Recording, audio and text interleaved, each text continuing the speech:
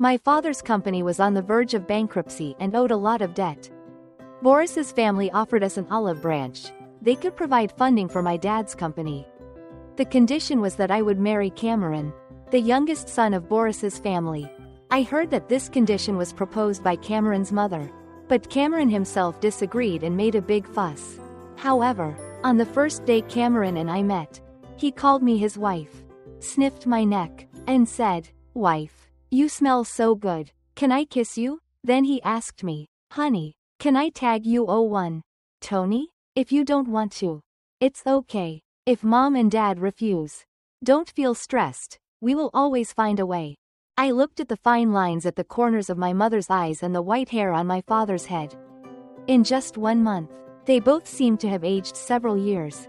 Although they looked haggard, they still forced a smile to comfort me. They really had no other options, I knew that. I shook my head. "Dad, Mom, who said I don't want to? Boris's family is very wealthy. Logically speaking, marrying into Boris's family is considered marrying up. It will be very prestigious if I tell others about it. Besides, the youngest son of Boris's family is very handsome. Anyway, I don't think it's a loss. You are such a naughty kid. We just feel sorry for you. You guys have been so kind to me. I can live to this age in health and happiness all thanks to you too. Don't think too much, just focus on getting through this difficult time for the company." After saying that, I walked up to them, hugged them both, and then slipped away. I really didn't care. It didn't matter who I married, Boris's family could save my father's company. So I had no objections. My parents had always respected me, treated me well, and never forced me to do anything. Now that I could help share some of the burden at home, I was actually quite happy because at least they wouldn't be so tired anymore. Tisk. It seemed that the youngest son of Boris's family didn't like me. I heard that Cameron had a big fight with his family and even tried to run away from home. As a result, he was caught by his father as soon as he reached the gate and has not been released yet. Anyway, we should just stay put until my dad's company gets better.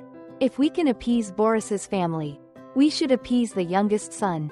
If we can't appease him, we have to tease him. After all, at this time, only Boris's family was willing to help us. This marriage must be concluded. When I stepped into Boris's family compound, I couldn't help but feel nervous. However, the compound in front of me was not as luxurious as I had imagined. It was quite simple and low-key. There were many violets planted in the yard.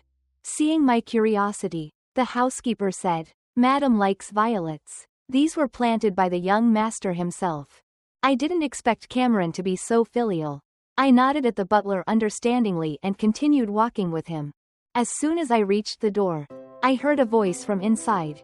"I can't get married. If you want to get married, go ahead and do it yourself." Then, a female voice followed. "Son, why don't you listen to me? This Omega's pheromone match with yours is as high as 98.55%. And don't I know what kind of person you like? You have to trust your mother's judgment. I promise that when you see him, you will definitely like him." The voices must belong to Cameron and his mother. No wonder Boris's family insisted that Cameron and I get married. It turns out our pheromones are highly compatible. "Madam, young Master Tony is here," the butler announced before stepping aside and leaving. I walked in and saw Cameron, a man with curly brown hair, sitting on the sofa with his arms crossed. Next to him was his mother.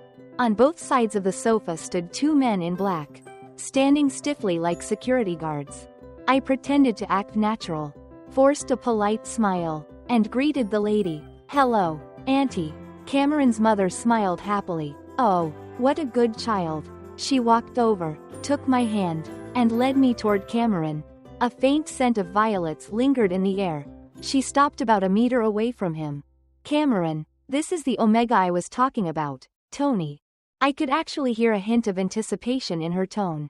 As I got closer, I noticed Cameron had a mole on the tip of his nose, long curly eyelashes, and a pair of peach blossom eyes. But his gaze was fierce as he stared at me intensely. It was clear he really didn't like me. Still, I pulled the corners of my mouth into a flattering smile. "Hello, my name is Tony." I had initially wanted to shake hands to show goodwill, But the distance was a bit far, and Cameron's mother was still holding onto my hand tightly. She glanced at Cameron, who was still seated on the sofa. Suddenly, Cameron stood up, his fierce gaze never leaving me. Then, the strong smell of alcohol hit me, making my legs weak. I was shocked. Was he going to beat me up? Suppressing my discomfort, I quietly moved a step behind Cameron's mother. She shot a glance at the men in black, and in response, they stepped forward, grabbed Cameron's arms, and held him between them. Cameron struggled a few times but quickly realized he couldn't break free. His gaze finally shifted away from me, turning toward his mother instead. "Mom," he said angrily, a hint of helplessness flashing across his face. Cameron's mother covered her nose and frowned. "Control your pheromones and don't scare Tony." The strong scent of alcohol in the air gradually faded. Then, Cameron's mother turned to me with a gentle smile. "Tony, don't be afraid. Cameron didn't mean it. He just likes you too much and couldn't help but get a little excited." "Oh my God, lie. Do you hear what you're saying? He doesn't look like he likes me at all. He clearly wants to eat me alive." I laughed awkwardly and touched my nose. For my dad, I was giving it my all. "It's okay, Auntie, I'm much better now." Then, I pointed at Cameron and said, "Cameron seems uncomfortable. Why don't you let him go?" Cameron's mother didn't seem to expect me to say that. She looked surprised but pleased. Then, she turned to the men in black and said, "Let him go." As they released him, I took a deep breath and walked toward Cameron. Looking up at him, I nervously rubbed my fingers together and said shyly, I like you too. Your pheromones smell good." Cameron curled his lips into a smirk, lowered his head, and leaned close to my ear. In a low voice, he murmured, "Your face is so red." Then, he moved even closer, sniffed my neck, and whispered, "You smell so good, wife." I wasn't sure if his lips brushed against my neck intentionally or unintentionally, but a shiver ran down my spine. Goosebumps spread across my skin, and my face flushed red. I felt like a monkey being teased. Resisting the urge to step back, I forced myself to stay still and said, "That should be the scent of my pheromones." A low chuckle rumbled in my ear before Cameron straightened up. Then, he reached out, took my hand, and turned to his mother, who was laughing behind me. "Mom, I'm taking him with me." Panic surged in my chest. Where was he taking me? I didn't want to be alone with Cameron. I had a feeling something bad was going to happen. I turned toward Cameron's mother, silently pleading for help, but before she could respond, Cameron forcibly turned my head back and led me upstairs. As we walked away, I heard her voice call out behind us, "Cameron, be gentle with Tony. We have to register this afternoon." Before I could even process what she meant by the first half of that sentence, Cameron had already pulled me into a room and slammed the door shut. He pushed me against the door, caged me in with his arms around my waist, and lowered his head. His breath was warm against my shoulder. Then, he leaned in closer, his lips grazing my neck as he inhaled deeply near my glands. It seemed that he really liked my pheromones. This was a good thing for me. If my scent made him dependent on me, Boris's family wouldn't go back on their word, and my father's company could recover as soon as possible. So, I secretly released a little more pheromone. The head resting on my shoulder shifted slightly, and strands of his hair brushed against my neck, making me itch. I raised my hand to scratch it, but before I could, he grabbed my wrist. Then, I heard him take a deep breath before speaking in a low, husky voice. "Do you usually treat others like this?" I froze. Cameron's mouth was dangerously close to my gland. It felt as if he were a predator eyeing his prey, waiting for the slightest misstep. If I answered, yes, he would bite it in the next second. Although I didn't fully understand what he meant, my instincts screamed at me to avoid danger. So, I quickly shook my head and denied it. "No, I'll only do this for you." Cameron laughed softly and brushed his lips against my gland again. I stiffened. How could he kiss my gland with his mouth? The weight on my shoulder disappeared, and suddenly, his forehead was pressed against mine. The lips that had just touched my gland were now only a few centimeters away from my own. Then, in a coaxing tone, he whispered, "Wife, I can't help it. Can I kiss you? My eyes widened in disbelief. I almost blurted out, of course not. But I held it back. I didn't dare to refuse. I was afraid Cameron would get angry. The alpha in front of me was patient. He didn't rush, didn't force. Instead, he nuzzled my nose with his and asked again, "Is it okay, wife?" No.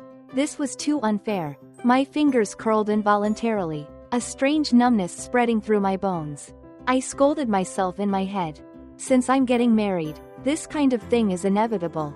I can't refuse forever. It doesn't matter if it happens now or later. It's no big deal. I'll just take it as adapting in advance.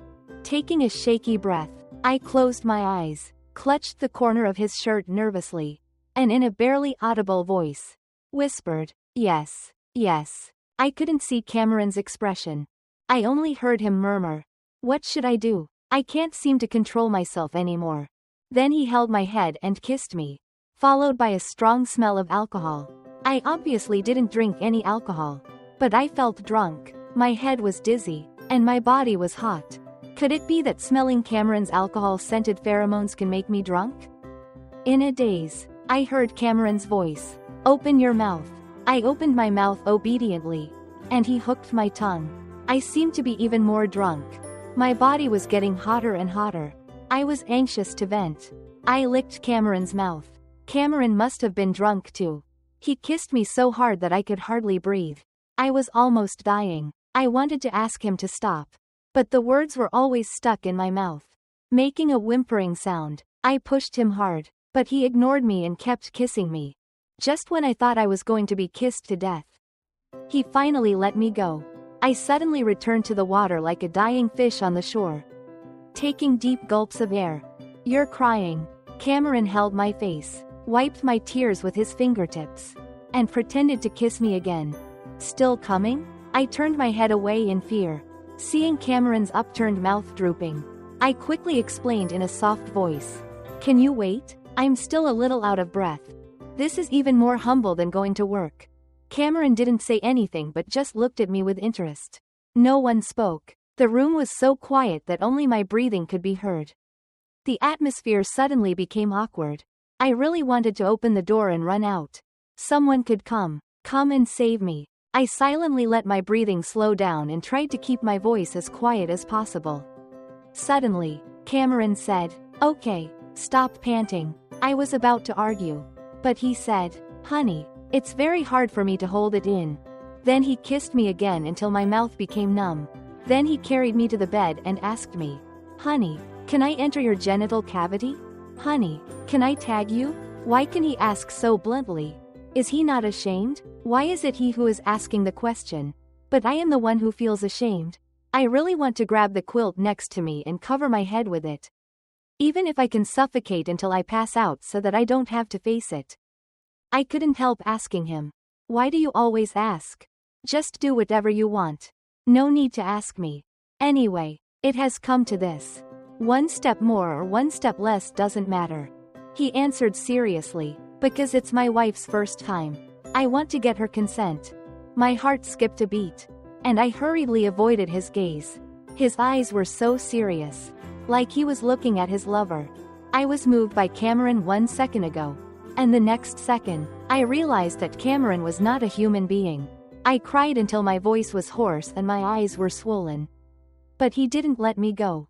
I begged him to stop again and again, and he said aggrievedly, "But my wife's body won't let me go. That's because of his pheromones." At first, I was able to stick to my original intention, but later, my consciousness became blurred, and the only thing in my mind was running. I had only taken a few steps with my trembling legs when the overwhelming smell of alcohol enveloped me from behind. I suddenly lost my strength. My legs went limp, and I fell to the ground. A pair of strong arms hugged me.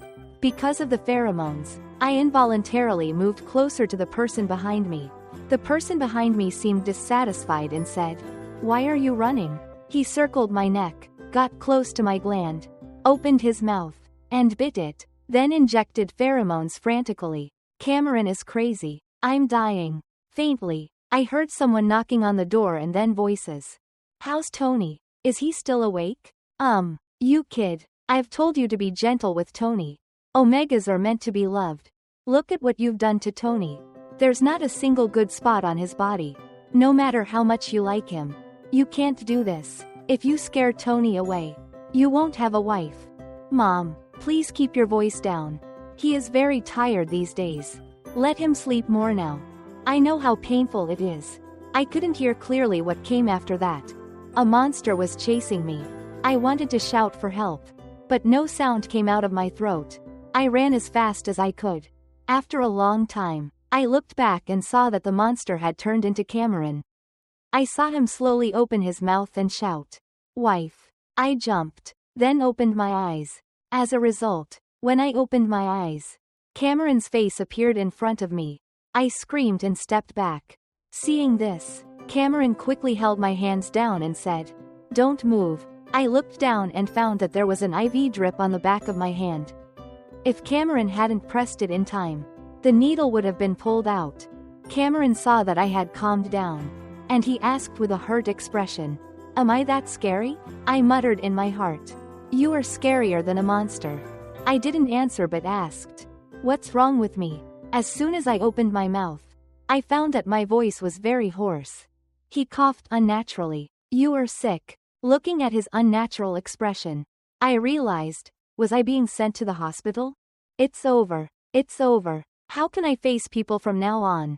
I stared at Cameron in shame and anger. "You've gone too far. Honey, I was wrong. I will be more restrained in the future. But the doctor said that part of the reason you couldn't handle it was because you didn't have enough physical strength and didn't exercise." I subconsciously retorted, "Impossible. I exercise regularly." My voice became smaller and smaller. "Honey, for your health's sake, I think you need to exercise more in the future." Cameron glanced at me and continued, "After all, I would feel bad if you fainted or got sick every time you did it. If I have to go to the hospital every time I do it, I don't want to live anymore." I nodded and said, "Okay." Then Cameron came over, kissed me on the mouth, and said in a good mood, "Honey, you are so good." "Cameron, why are you so sticky?" I looked around. I had just woken up and hadn't noticed. Wasn't this Cameron's bedroom? There was a knock on the door, and Cameron said, "Come in." The person outside walked in. He was a doctor wearing a white coat and gold-rimmed glasses. He removed the needle for me and said, "There's nothing wrong with your body. Just rest for a few days." Then he packed up and left. I asked in confusion, "Why does the doctor seem reluctant to approach me?" Cameron raised the corners of his lips and narrowed his beautiful peach eyes slightly. "Because you smell like me." I smelled it, and it was true. I touched the gland at the back of my neck and saw a deep tooth mark. I was permanently marked by Cameron. It's hard to describe the feeling. It's just, quite subtle. Cameron took off his shoes, lifted the covers, and came in. He put his arms around me and kissed me again. I moved back, and he came closer and continued to kiss me, asking, "Why are you hiding from me?" I argued, "I didn't." I asked him, "When are we going to register?"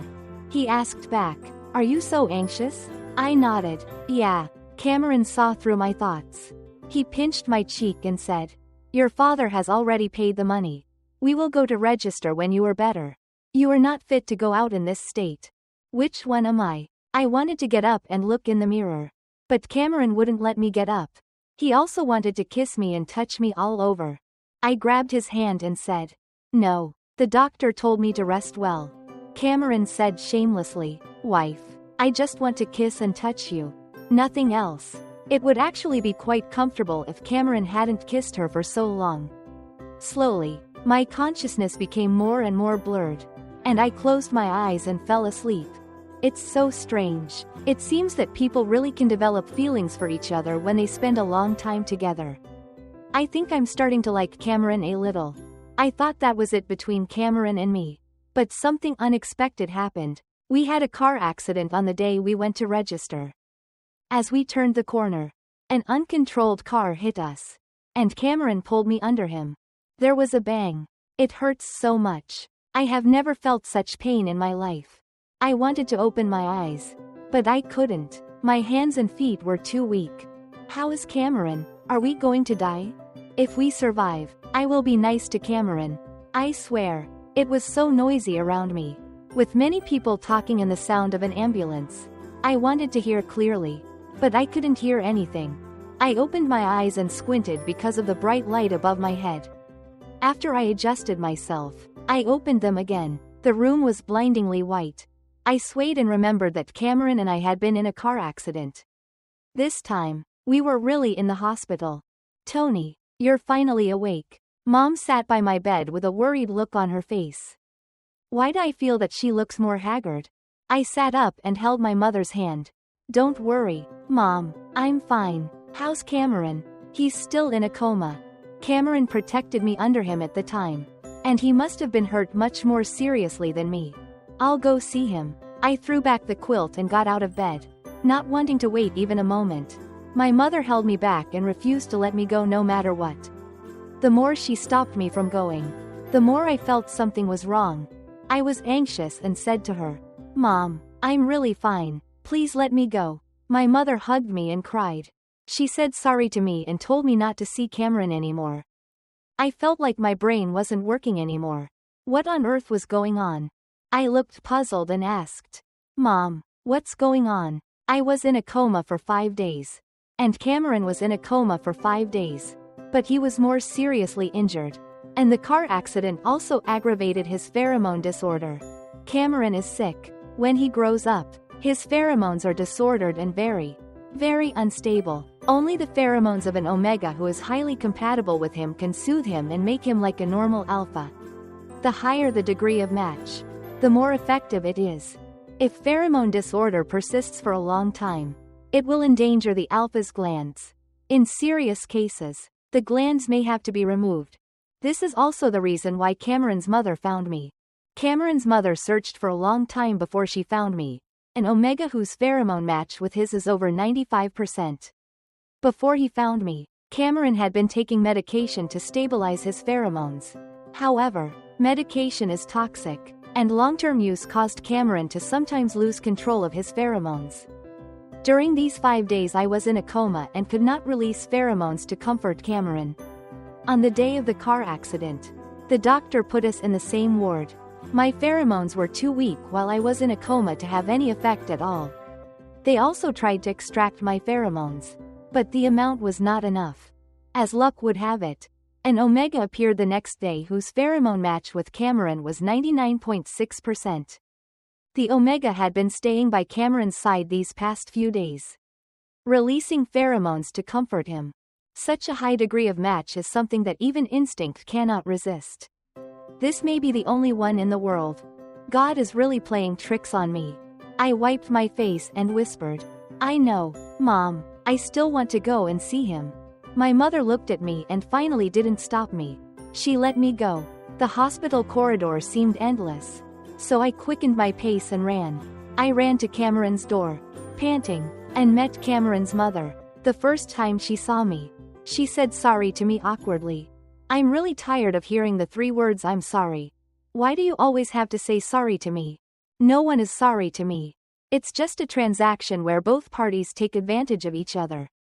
Boris's family treats me as a tool. And am I not also treating Boris's family as a tool? At the critical moment, I, as a tool, did not play any role. But Boris's family did not care. Not only did they not take back the money given to my family, but they also paid for my medical expenses. To be honest, I have to thank Boris's family.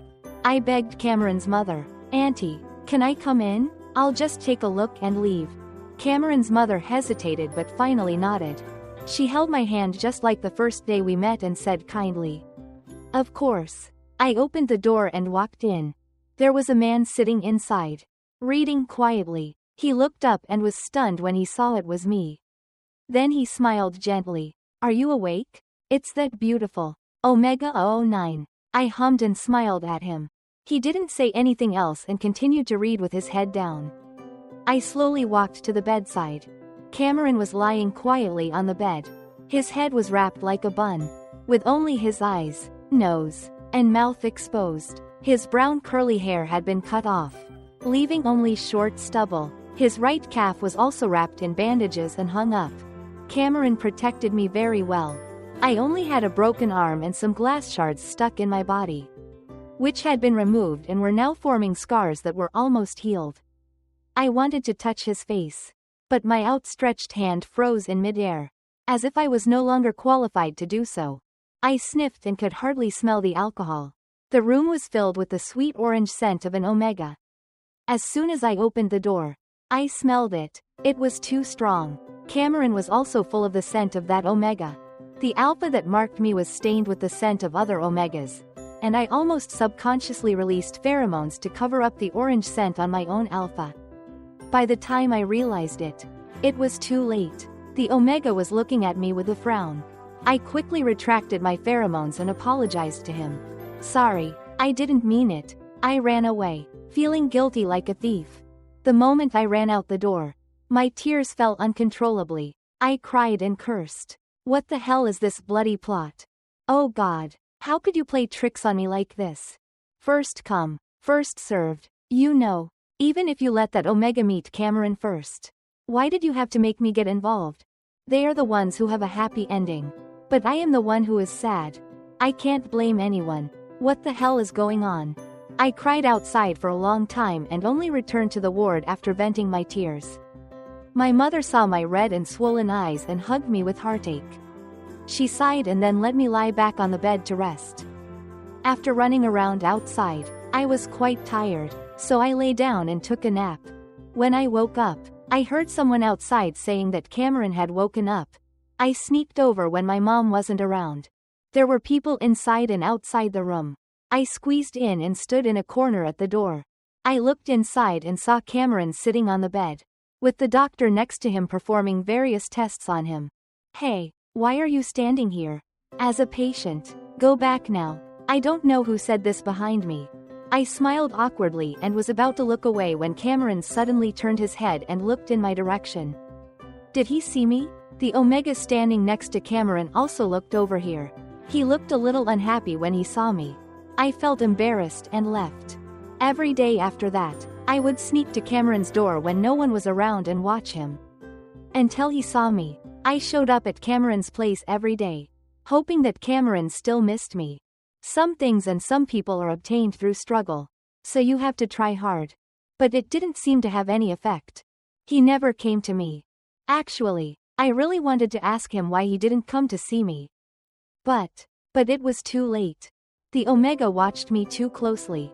And once he caught me going there, he directly called the bodyguards to chase me away. I was about to be discharged from the hospital. Actually, I had no problems at all and could have gone home to recuperate. But I still stayed in the hospital for a few more days. My parents went to process my discharge procedures, and I sat on a bench outside waiting for them. There were not many people here, and it was quiet. Why didn't you come yesterday? I heard a familiar voice and looked up to see Cameron standing in front of me. His peach blossom eyes were staring at me intently. His bandages had been removed, but his leg was still a little limp. I hadn't heard his voice for a long time and felt like crying. I rubbed my eyes and asked, "Is your leg not healed yet?" Seeing that I didn't answer his question, he narrowed his eyes and asked, "Why do you come to peek at me every day? Do you like me?" I looked at him in shock and said with difficulty, "You don't remember me?" Cameron lost his memory, but when he woke up that day, I clearly saw him calling everyone to visit his relatives. Could it be that he simply forgot about me? I racked my brains to see him every day, like a thief, but he doesn't remember me. No wonder he had no reaction at all when I hung around under his nose every day. He still had the nerve to ask me why I didn't go to see him. The more I thought about it, the angrier I got. I pointed at him and cursed. "You scumbag." He suddenly bent down, smelling something, and kept sniffing my body. After a while, he stared at me with dark eyes and said, "You seem to have my scent on you. It's been so many days. Is there still any trace?" I held my coat tightly, moved to the side, and said unhappily, "You smelled it wrong." He took a step forward, grabbed my neck, turned up my collar, and rubbed my glands back and forth with his fingers. He tilted his head and smiled at me, saying in a very evil way, "Here." I bit it. The gland was a little painful when he pressed it, and I retorted, "No, It was another man who bit me. Cameron was still smiling, but it was a creepy smile. I bit his arm, and he cried out in pain. I took advantage of his loose grip and ran away. This is the most ridiculous thing on earth. It's so ridiculous. I angrily raised my middle finger to the sky. What the hell? I could write a novel about my legendary life. After I got angry, I felt so weak again. I don't believe in God. But God wants me to believe in him. There was the appearance of an Omega who was more compatible with me in the scene where he remembered everyone but me. Everything that happened was pushing the plot forward for me to leave Cameron. Love whoever you want. I quit. Before leaving the hospital, I went to find Cameron's mother. I took out the jade pendant from my pocket, handed it to Cameron's mother, and said to her, "Auntie, this is the jade pendant Cameron gave me. Please help me return it to him." Auntie seemed surprised. She looked at the jade pendant in her hand and said, "Cameron, I actually gave this to you." I heard my mother calling me, probably urging me to go home. I smiled at Cameron's mother and said, "Auntie, goodbye." I turned and walked away and heard Cameron's mother mutter, "Did I do something wrong? Cameron, goodbye." Yesterday, before leaving the hospital, I made an appointment to have the marks cleaned. I went to the hospital at 9 o'clock this morning, completed the examination, signed all the confirmation agreements without hesitation, and sat on a bench in the corridor, waiting for my number to be called. Suddenly, I heard a very loud voice. "Tony." The voice sounded very angry. And then a large figure ran over, hugged me tightly, and said with a hurt look on his face, "Wife, don't you want me anymore?" I was caught off guard by this. The noise was really loud, and everyone's eyes were on us. I pushed Cameron awkwardly, and his hair was tickling my face. But he acted as if he didn't see it. He complained in a very aggrieved tone, "Wife, you're still pregnant with my baby." Then he kissed me. Not only the onlookers were shocked, I was shocked too. I was so shocked that I didn't care about being embarrassed. Then the doctor who had just examined me came over and said, "Yes, Tony, you are pregnant. I just didn't have time to tell you because you left." I was so confused that I was speechless. "Tony." Cameron's mother also came. "Tony, it's my fault. I shouldn't have separated you two." Cameron said he woke up because he smelled the scent of lilas. I didn't pay much attention to it at the time, but later I remembered that it was the smell of your pheromones. Cameron didn't remember you. I thought maybe it was God's will, so I didn't tell him about your existence. Cameron doesn't like Peyton, even though they are more compatible than you two. But out of consideration for Cameron's health, I always let him stay with Peyton and refused to let Cameron go out. The day you were discharged from the hospital, Cameron completely drove Peyton away. He asked me if you were his Omega, and I knew that he had secretly gone to look for you. That jade pendant was given to him by his grandmother. It was very important to him. I didn't expect him to give it to you. It was at that time that I realized that I was wrong. I was extremely wrong. Now I am returning it to you. Tony, Cameron likes you very much. He liked you the first time he saw you. I was confused. I shouldn't have made the choice for him. I almost caused him to lose you.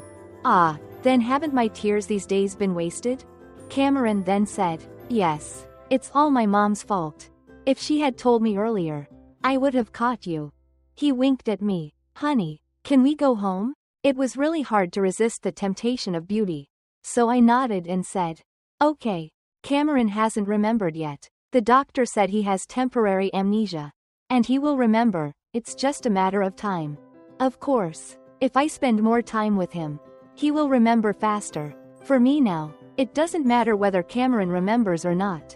There are only a few days of memories in total, and there is still a long future ahead anyway.